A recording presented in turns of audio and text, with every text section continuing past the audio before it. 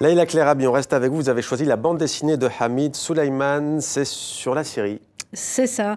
Hamid Souleymane est un dessinateur et graphiste syrien qui vit en France maintenant, à Paris et aussi à Berlin, et qui très vite a commencé d'avoir le besoin de dessiner aussi le début de cette révolution, et qui, avec cette bande dessinée, imagine une ville, c'est une ville imaginaire, et qui raconte avec un coup de crayon très vif et à la fois qui envoie des références aussi à la peinture. Puis à un moment, il y a des figures qu'on croirait sorties de Matisse, et qui raconte le début de cette révolution et justement les différentes influences, les différentes appartenances communautaires et confessionnelles.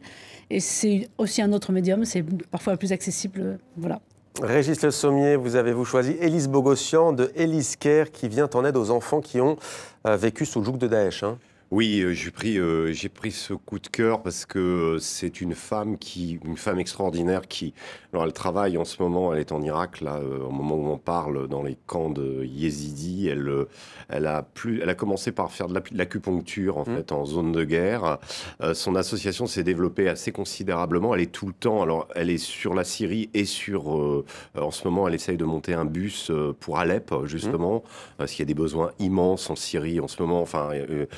Évidemment, les hôpitaux regorgent de blessés, ça manque de tout, à tous les niveaux et dans tous les camps d'ailleurs.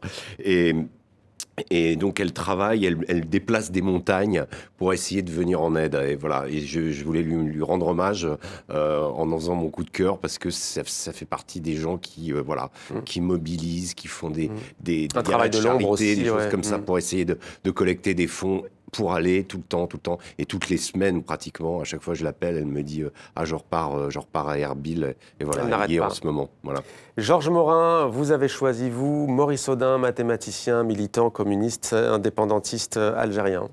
Voilà, un jeune mathématicien pied noir algérois, donc qui a dès 1957 engagé le combat avec ses frères algériens pour l'indépendance, et qui a été arrêté, torturé et assassiné, on le sait maintenant, par l'armée française. Donc c'est quelque chose d'extrêmement important, d'abord pour l'Algérie, de voir que l'Algérie, évidemment, ce sont les Algériens qui ont libéré l'Algérie, mais il y a eu aussi la participation de très nombreux, pas une majorité bien entendu, pieds noirs, juifs algériens, qui ont voilà, c'est quelque chose qui est assez réconfortant. Et vous lui rendez hommage au Maghreb On lui rend hommage, et alors ça va être extrêmement important parce que, en plus, nous avons donc Aïssa Kadri, l'historien, la fille de Maurice Audin, Michel, qui sera là, mais surtout, qui est un personnage emblématique, qui est Cédric Villani, lui-même mathématicien, prix Nobel, enfin, médaille Fields de mathématiques, et qui est lui-même fils d'Algérois, et qui, c'est ça qui est important, ça qui m'a beaucoup touché, c'est qu'il préside le jury du prix Maurice Audin,